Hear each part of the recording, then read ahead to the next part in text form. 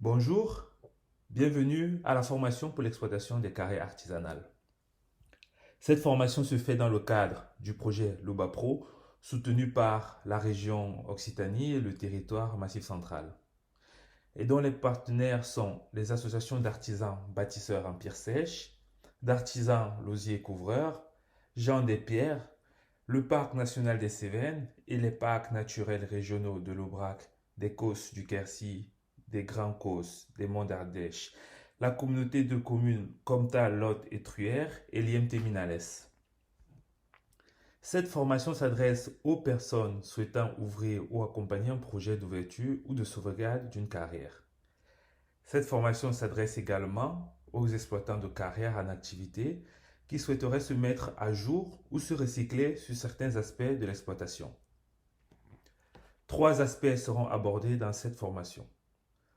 Le premier concerne les aspects environnementaux, la réglementation des ICPE et l'hygiène et la sécurité au travail. Le deuxième, les aspects matériaux et savoir-faire. Et enfin, le troisième, les aspects de rentabilité des carrières artisanales. Module 1, environnement et ICPE, hygiène et sécurité au travail. Ce module se décompose en quatre parties. La première traitera des généralités sur les carrières artisanales. Ensuite, nous nous intéresserons à la procédure d'ouverture des carrières. Et nous terminerons par la présentation des prescriptions générales liées à l'activité extractive, d'une part liées aux aspects environnementaux et d'autre part en termes d'hygiène et sécurité au travail. Avant de commencer cette formation, il est primordial de fixer le cadre en définissant le concept de carrière artisanale. Pour cela, nous allons d'abord définir ce qu'est une carrière.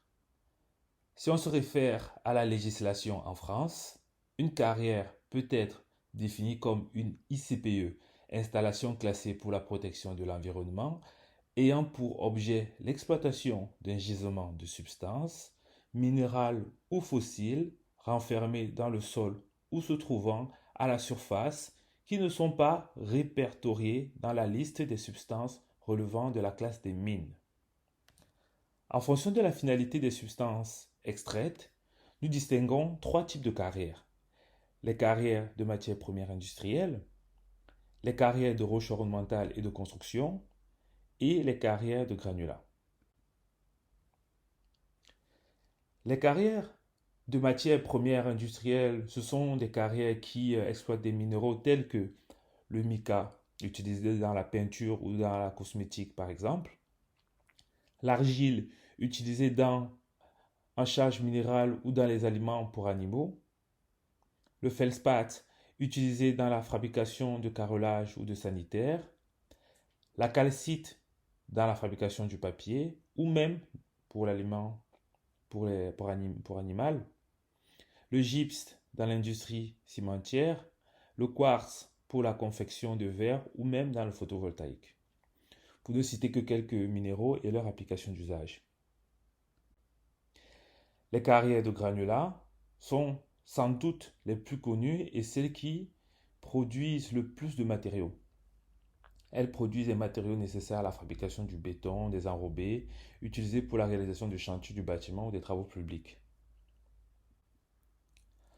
Enfin, nous avons les carrières de roches ornementales et de construction dans lesquelles sont produites des pierres naturelles utilisées dans la construction, notamment patrimoniale.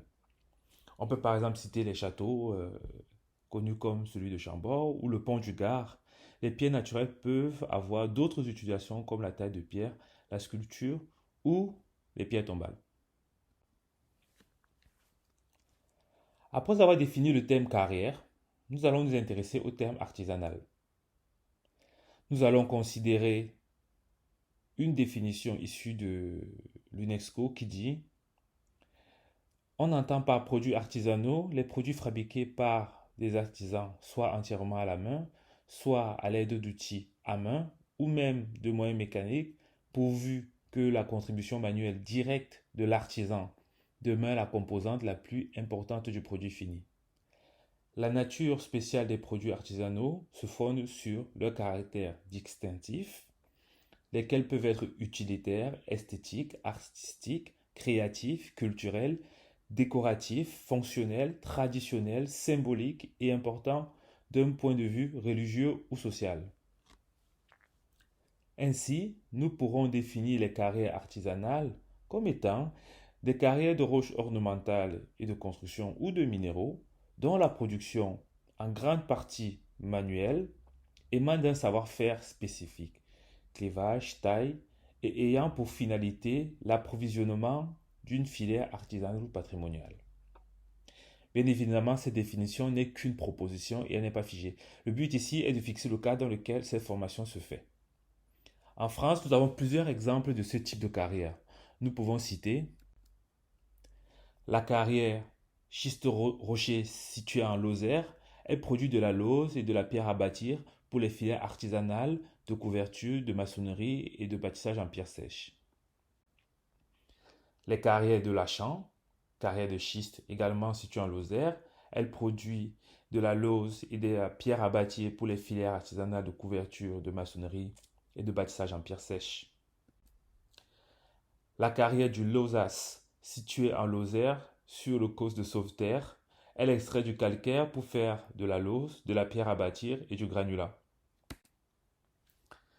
La carrière Bleu du Quérol, qui exploite du schiste pour principalement produire de la lauze et approvisionner le marché local. La carrière de Montardier, située dans le Gard, sur le causse de Blandas, exploite du calcaire pour produire de la lauze, du dallage, des pavés, de la pierre à bâtir et du granulat.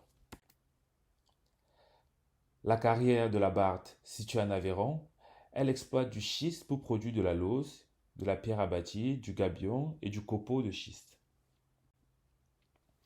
La carrière du Pertuis est la dernière carrière de lauze située en Haute-Loire. Elle exploite de la roche volcanique pour produire de la lauze.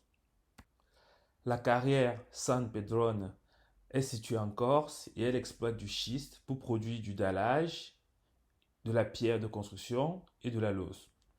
Il s'agit là bien évidemment d'une liste non exhaustive de carrières. En effet, dans chaque territoire où subsiste une activité artisanale de construction en pierre, on retrouve toujours une carrière qui a vocation à approvisionner la filière. Après cette première partie sur les généralités, sur les carrières artisanales, nous allons aborder par la suite des aspects environnementaux et réglementaires liés à ce type d'exploitation.